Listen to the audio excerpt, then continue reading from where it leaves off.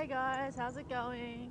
So, I was having an interesting talk with a few people, and they're saying that individualism is dead, that groups and the greater good is the thing, and then that had me thinking, well, so if that's the case, then why is nationalism considered a bad thing? Pride in your nation is not a bad thing. It's a group, what they would call a group identity for the greater good of people and not just the individual.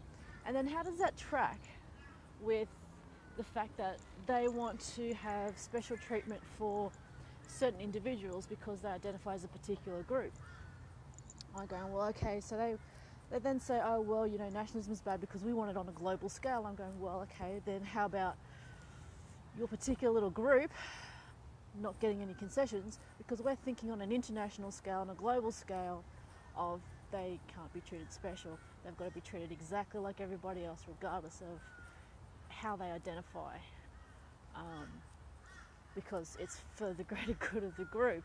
So does that not conflict? Goes, oh well, but it's everyone's got to be raised up to this certain level. Goes, well, actually no, you're bringing people down to a certain level rather than raising the other people up. There's plenty of people I know who have actually have varying disabilities, and they would rather and they prefer not to be treated any differently than anybody else.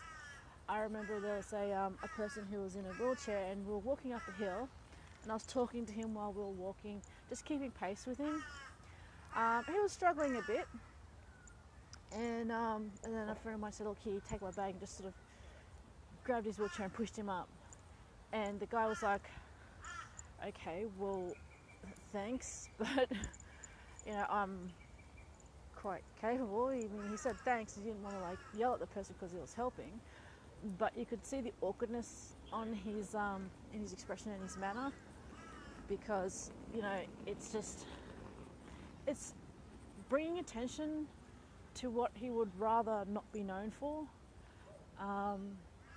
It's not to say he was ashamed of his disability, but there is much more to him than that. And that was a thing that I guess I feel that people don't really understand in this day and age, is that, despite a lot of things, people would rather not be identified by their, not really shortcomings. And if they're thinking about group, they don't want to be identified by what makes them different from the group. So that was kind of an interesting thing to think about, to say that, oh, we want to have a collective sort of personality and make everything all even and homogenous for a group, and everyone should be the same and treated the same, and yet you're differentiating in order to make that group the same, or you're lowering the standards to make that group the same for this to happen, rather than raising it up and then actually taking, it to me, it kind of also takes away people's sense of achievement. Can you imagine just saying, okay, you've got this just because, you had blonde hair and blue eyes? People would call it, oh, you're privileged for being white. It goes, well, blonde hair and blue eyes, how do you know that they're white? There's plenty of people I know who have different colours skin, and they have blonde hair and blue eyes because genetically that's something they couldn't control, and that's just how they were born. It's not an achievement for them. It makes them stick out, and they don't want to be treated any differently. So how does that put into the view and topic of today? The fact that it's an interesting thing when people want to be treated the same and yet have exceptions. Can they not think about that, or do they have to expand continually on it to try and justify their rightness? I always laugh at that, how people want to be right all the time. You can be right but wrong. You can be right and then incorrect. All these things are possible. The other thing is that just because one person is right doesn't mean that the other person is wrong. That's a big emphasis on there. So, what do people think of nationalism?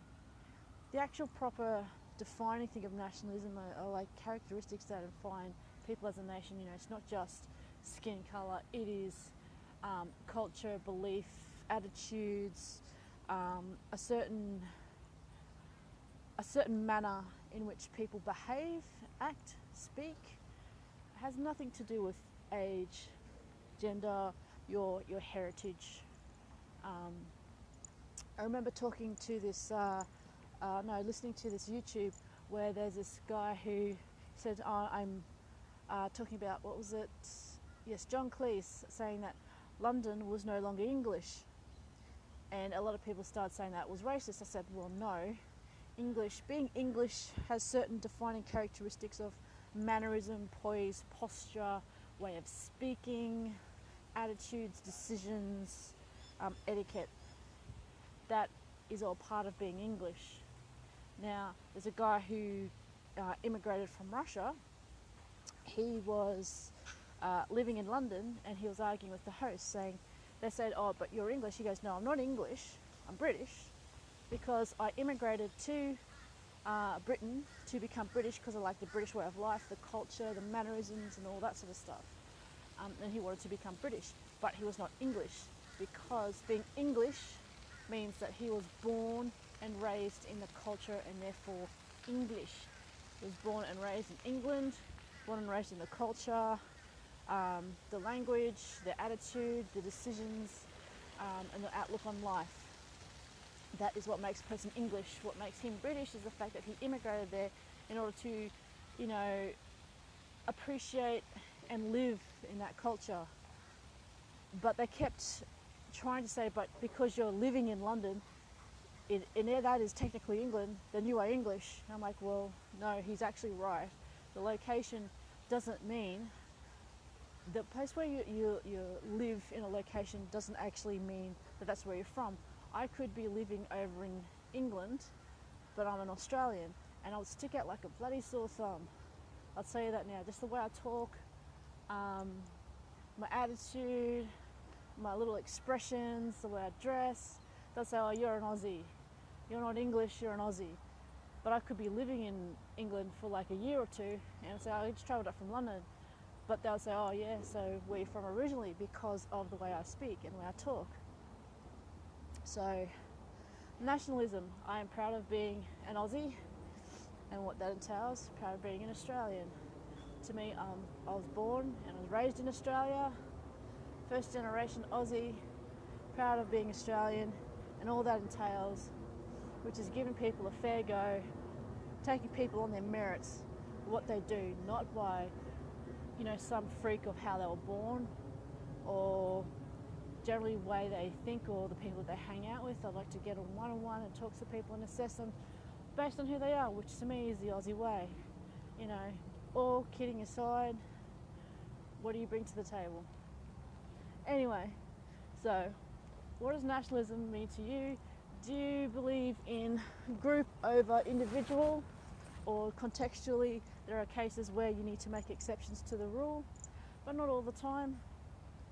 And how do you feel about, what are different characteristics that you think make up nationalism in different nations? I mean, you could tell that people come from different places because of the way they speak, the way they phrase things, the way they dress, the way they've, just a few little things. And it's not about skin colour, sex or whatever. It's all about the little mannerisms, little quirks. I mean, quite a few people can tell, g'day, where someone is from. Like even in Australia, different, if you're from Queensland or Victoria, we can tell from different regions the way people speak and the different slang languages that you use. That's not nationalism, that's just statism. But you can tell there's different people from different countries, and those different characteristics is what makes them a part of a nation and a bigger group as a whole. Anyway, Monday morning, I think my brain's a little mushy because, Monday-itis. Anyway, and it's nice, going to be warm apparently for the rest of the week. So I'll catch you guys later. Rambled on enough. Bye.